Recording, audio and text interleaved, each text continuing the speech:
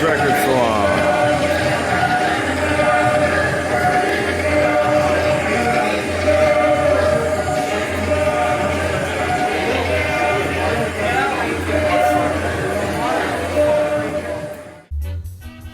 Alright, back for part two. What amounts to the records grabbed, attained, acquired on Sunday at the WFMU fair and record shops. Hey, remember that old 2023 resolution thing where I was going to only buy 72 records? Oh yeah, it's going well. It'll be less than 2022. I maintain, but yeah, I came to this fair with a good budget, and I wanted to sort of not be restricted to grab what I wanted to. I didn't buy anything, incredibly expensive. Nothing over about $200, which I know for some of you that might be stupid, but you could spend four figures on records at the WFMU Record Fair if you wanted to. There was a few that I would be ready to pay more than two, but like I said, the only one I regretted was the Gary Higgins Red Hash not buying. But in any case, the first one I'm going to show is one of the two more expensive records I bought. I think, yeah, this actually would be the most expensive record I bought on Palm. And the first place I went to on Sunday was back to the French dealer, as a few of us did. I know Brandon did. But this is the live recording with Jean-Michel Calpin, Jeff Gilson, Jean-Luc Ponty, Gilbert Rover, Lionel Magal, percussions, Gerard Rocco Taravoni. I don't know that person. Fender bass. But it's a live concert from 1968 on the infamous Palm label. It's been a bunch of records I'd love to acquire on the Palm label, and I don't own any until now. It's a very collectible label, and there's nothing really that cheap. There's a few that I've had the opportunity to buy but didn't. So here we are. Palm label. Beautiful shape from this French dealer who, again, was ready to wheel and deal, and did in fact on this one. So I spun side one of this back in Brooklyn, or Queens technically. Here's one that was been on my want list forever. Just been waiting for a nice copy in the U.S. Sonny Chirac, Monkey. What is it again? Monkey Pocky Boo. One of I think I have most of, if not, no, I don't. But I have a lot of the early Sonny Chirac anyway. He's on a lot of sessions. But this was on the higher side, but it's in lovely shape, and again was discounted. And here, right in front of me, I can look at it. I don't have to buy a plane ticket. Jacques Thelot on this one as well. Great shot. All from that French dealer. Was that it from that dealer? I may have accidentally. I thought there was something else. I may have accidentally thrown in one of the ones that I showed before that I actually got on Sunday. Anyway, right after that, I started poking around a little bit more. I wanted to see a few other dealers I didn't really make it to. And I was at Joint Custody DC. I didn't end up buying anything from them, but I was looking for Discord records. Some of the more left of center Discord records. And to make a long story short, they told me to go check out this other table where they had a few things. They ended up not having, but they ended up having a whole bunch of very, and I have the dealer's name here. He was a nice dude, Gordon Simpson, an artist. I may get in touch with him because he told me I should contact him if I'm, he doesn't do anything but sell. He doesn't have a store. He's like a book dealer mainly, but I showed some of his records in the flip video from the last one anyway. Lots of interesting stuff from psych to indie to experimental to avant-garde. And lo and behold, they had a record for Dave, one he was really looking for, which he'll show. and 2 more of a band that I had not been able to find any records of in the US and are getting very hard to get. 2 more Pram records. This is an EP, or I'm sorry, this is the EP. Music for Your Movies on the Duophonic label, Stereolab label. Beautiful shape, basically unplayed. And North Pole radio station. This one's on Domino and Wurlitzer Jukebox label, 97. So who would have thought I would have found 3 Pram records at the, well, one was at the record store, but, and this does have the insert. Everything this guy had was beautiful. It's almost like as if his own collection. But a nice dude, again, did hook me up. Pram. Not done with that store either.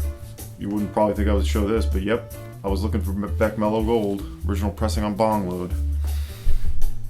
I need to check if there was an insert for this, because if there is one, this is missing it. But this is probably the last Beck record I wanted. I have some of his middle period stuff on CD, but I have all of the early stuff up through Mutations on 12-inch now.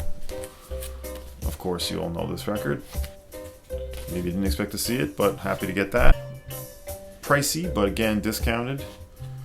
I haven't even checked to see what it goes for. I just knew the price was in the neighborhood that I knew would probably be fair, like that I knew it probably was. So there it is, Beck Mellow Gold. And one of the 3 Sonic Youth records I was looking for that I didn't have. Well, there's more than that, but the German-only Kill Your Idols EP that released concurrently or around the same time as Confusion is Sex on the Zensor label, I believe. Yeah, released only in Germany. They doubled these up in the US as a CD, which is what I had for the longest time.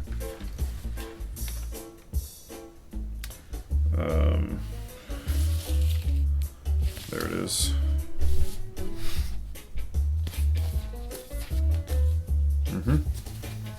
Kill Your Idols. So that was what I got from that dealer, Gordon. Then I noticed a bunch of people congregating around 2 boxes of Brazilian records, which Jason also told me to go check out, Jason Rojas. And I waited in a small line to see this guy's records, and I actually put that in the last video. Both of the bins, I flipped through both bins. So I picked out a few from this dealer and made a mistake, but not on this record. The Smitak textured cover on Philips. This is an avant-garde, Brazilian avant-garde record. And this is from a dealer who apparently will be opening a store in New York. I'm curious to see, but Philips. And yeah, it's really nice textured cover with a lovely gatefold.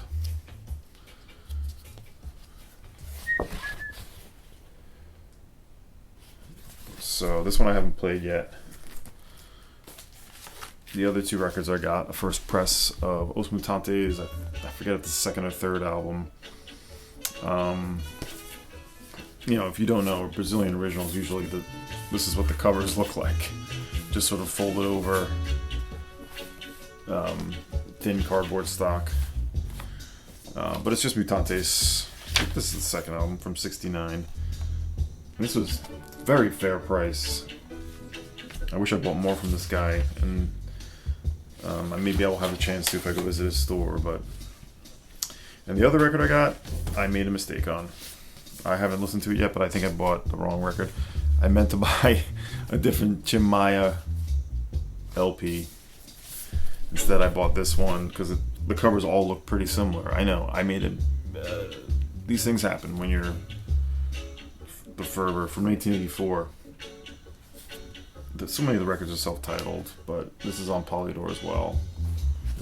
Hopefully it's good. I don't know if it's going to be completely my thing. We'll see. But it wasn't too expensive. Great records from that Brazilian dealer, and the condition. The sleeves didn't always look great, but the condition was great. Here's what we're listening to. I found these next few records at another dealer just around the way from the Brazilian guy.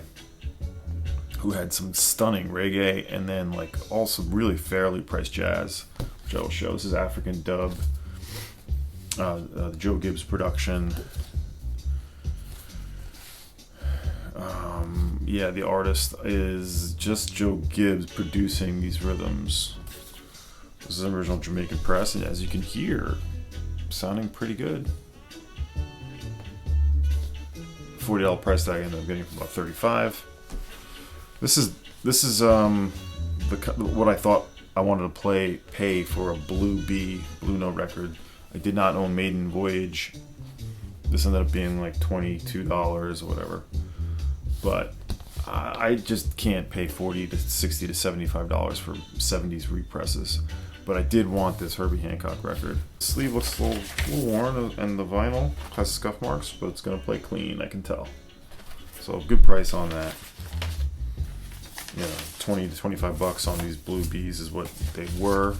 I think they were like 15, but that's a fair price. And the other record I got, Mark 30, got it for a little less.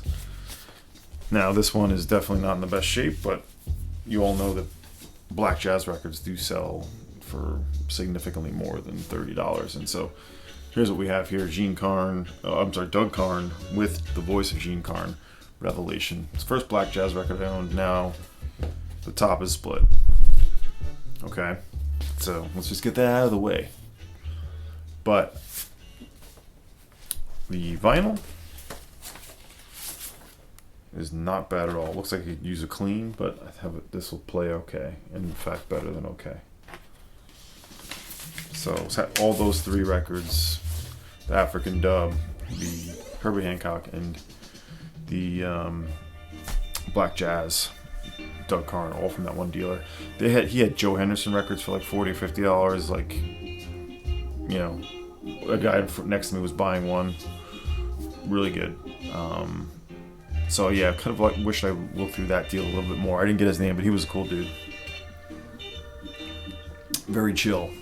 And the names, I was trying to look back at the index of dealers. A lot of the dealers' names don't seem to match what was on the directory, like they were just sort of added late. But next up, I went back to Feeding Tube, which I had been there on Saturday, the Western Mass shop label. Didn't buy anything Saturday. Very high prices there. However, they were willing to deal. I tried to make a trade there for some Jan Deck records, but talked with, I guess it was Byron Coley. Ultimately did not want to trade. So I ended up just getting this. I knew I had to get this. Red Cross, one of the final John Fahey records. This has been, I don't think it's really selling for around 100, but that's what it's been normally around. This is on the Revenant label, his label, and this is dead stock that Feeding Tube had. They ended up getting this for about $60. This is John Fahey in a different kind of mode, so some of those last few years I really wanted to get. Sealed dead stock copy from Feeding Tube. This was a blind buy, but I just had to get it based on the, maybe some of you know this, Chris Cole. You'll know the label, and I know the label as well. This is cheap, $10 for new music for harp, Cage, Borland, well, you can see. And the artist is Susan Allen. This is on the 1750 Arch label. I've not heard this yet, but just for $10, and I love the cover, and I do like harp music, so we'll see how this is.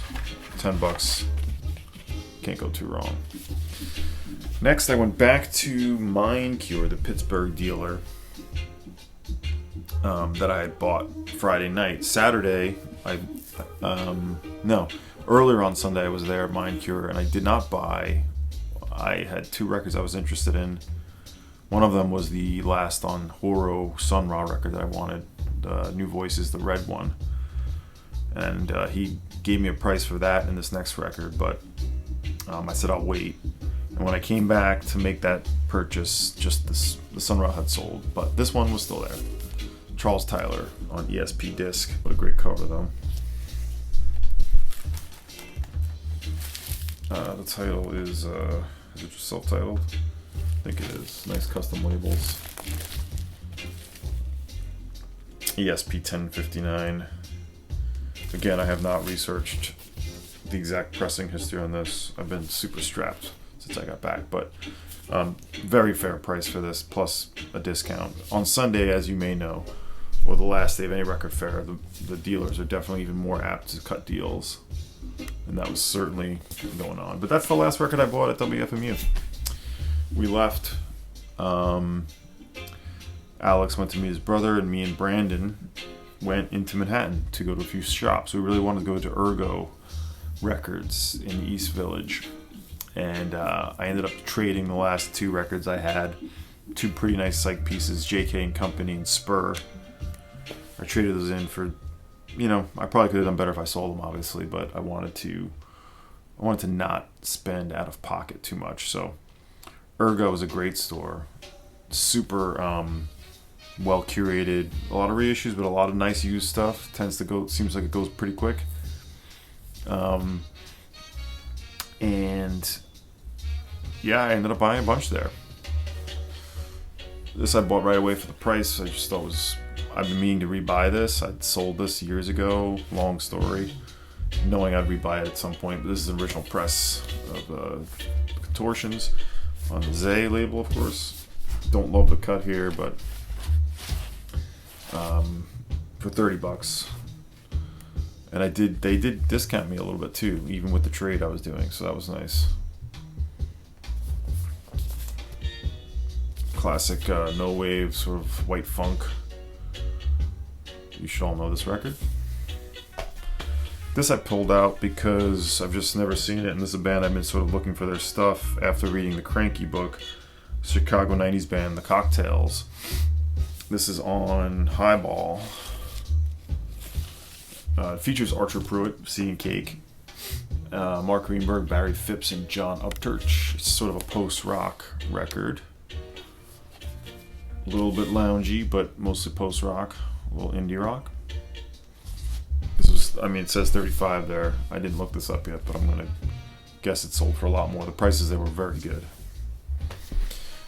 This I bought for $45 because it's what it goes for, and I know that people have been trying to sell it for way more. In fact, let's play a little bit of it while we wrap up. Here's the Joe Gibbs label. Yeah, so at Ergo they had the bootleg of, this is paste off, maybe I have to stick it on here, but the Marijuana Summit. Now I've seen prices online. I know this goes in and out of print from just people repressing it, but price online has been $60 to $70 from what I've seen.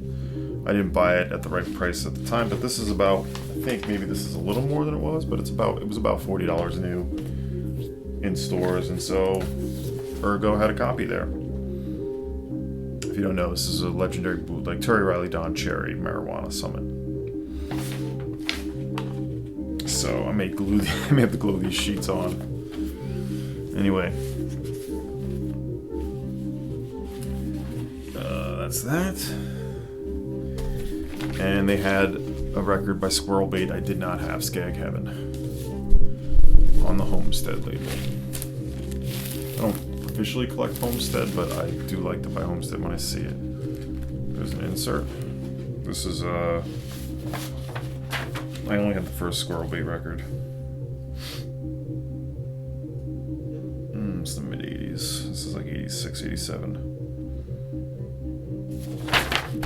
Nice insert there. Skag Heaven. This is probably, this was $35 in store. I bet this is, again, way more right now online. I don't know. I didn't check. So after that we walked over to Academy, ended up meeting Alex towards the end of that visit, but pulled out two records from Academy. Didn't find a lot there, but these two I was happy to get. Academy is hit or miss in a way, but if you get there on the right day, they got a good collection and you can do well there, and they definitely are fair with pricing for the most part. This is a UK pressing on Delmark of Mullah Richard Abrams, Young at Heart, Wise in Time. It's the English pressing of this Delmark label. This was $25. A little more for this, but as an original art ensemble, BYG, another BYG actual all over the collection. A Great Black Music, Jackson in Your House. I probably should have bought the art ensemble that the French dealer had, but c'est la vie. We'll see it again sometime, but I was happy to get this. So after Academy Records, we walked to a place called, I always forget the name of this. It's not a very good name for a store, but they've been around a few times. I know Fred mentioned it, and Mazzy and Arnaldo and Michael, that whole crew, they went to it the day before. A Quantity of One, mostly like a modern emo punk store. But I did find this, and they put everything with these like grading obies on it. Oh, limited to one. An interesting, tiny little store. You could look through the store pretty quick. But I did find this Jackie O motherfucker. I've been looking for these and try to grab them when I see them. So this was $25, not bad. Wow. Yeah, they have everything kind of it's not sealed, but you know, they're trying to encourage people from opening records up, which I'm not really a fan of. I like to be able to look at the record, but I didn't need to really check this out. This is the kind of thing that probably wasn't played. Anyway, that's it. After that, Alex and Brandon, Frank had left earlier that day, by the way. Frank was not around Sunday, but we went to have a nice dinner, ramen, and we spent the night listening to records. It was nice. So it was a great trip. I bought more records than I expected to, but I'm glad I didn't spend over my budget. And yeah, working on digesting these, and I'm looking forward to doing this again next year. It's going to happen, as far as I'm concerned. So that's it. Those are my two WFMU Fine videos for you. And I want to dive into a few other topics I didn't finish before I left. I have a whole bunch of other excellent records over there that are new acquisitions, new arrivals. So we'll get to those. And again, just thanks everybody for meeting up, and it was a super memorable weekend, and just great to meet people that I've always respected and enjoyed watching in person. So until next time, everybody, and yeah, don't hate me for buying too many. Don't hate me for buying too many records. Yeah, a little overboard, but it was fun. Fun was had. See ya.